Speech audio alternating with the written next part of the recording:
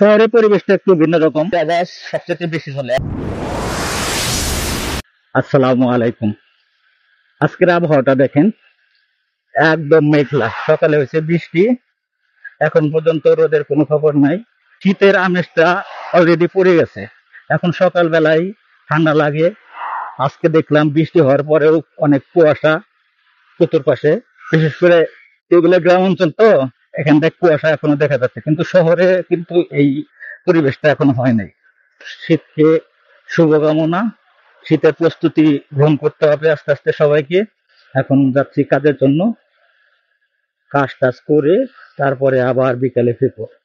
এই ময়মনসিংহ অঞ্চলে যে এই পিক আপ গুলা সবচেয়ে বেশি দেখা যায়, কারণ এটা এই অঞ্চলে হাঁসারির সংখ্যা বেশি, তো মাছের যে গ্রামগুলো আছে এই পিক আপ গুলাতে বহন করা হয় বেশি। তার জন্য এই এলাকাগুলোতে আমি এই পিক আপ গুলা দেখছি, অন্য এলাকায় খুবই কম। আপনি যখন শহরের পরিবেশে গাড়ি চালাবেন তখন একরকম অনুভূতি লাগবে, আর গ্রামের পরিবেশে যখন আপনি বাইক চালাবেন তখন অন্যরকম একটা অনুভূতি লাগবে। আপনি গ্রামের মধ্যে যখন বাইক রাইড করবেন তখন আপনার একটা প্রশান্তি, ফাঁকা রাস্তা, খুব সুন্দরভাবে যাওয়া যাবে, প্রকৃতি দেখতে দেখতে বাইক রাইড করা যাবে, একটা ভালো লাগা কাজ করবে। আবার শহরের ভিতরে যখন গাড়ি চালাবেন, আপনি হয়তো বা শহরের একটা সৌন্দর্য, যেখানে জ্যাম, যেখানে গাড়ি ঘোড়া থাকবে, একটা গাড়িকে আর একটা গাড়ি ওভারটেক করবেন। শহরের পরিবেশটা একটু ভিন্ন রকম, সেখানে জ্যাম থাকবে, গাড়ি ঘোড়া থাকবে, রাস্তার মধ্যে ব্যস্ততার মধ্যে দিয়ে আপনাকে বাইক রাইড করতে হবে।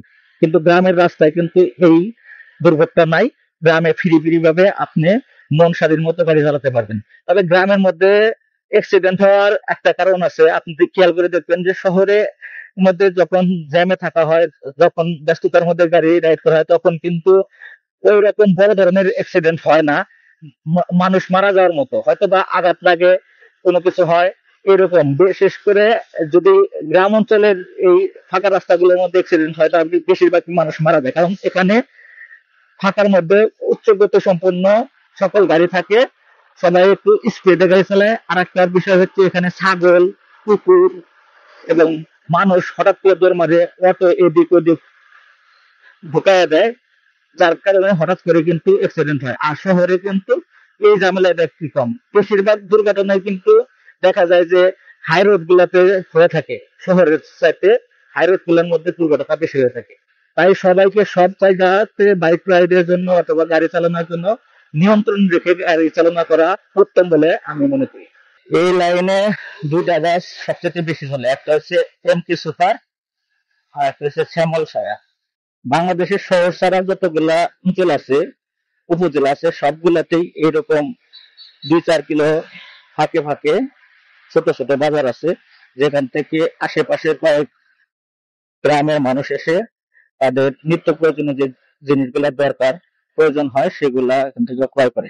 তো সবাই ভালো থাকে।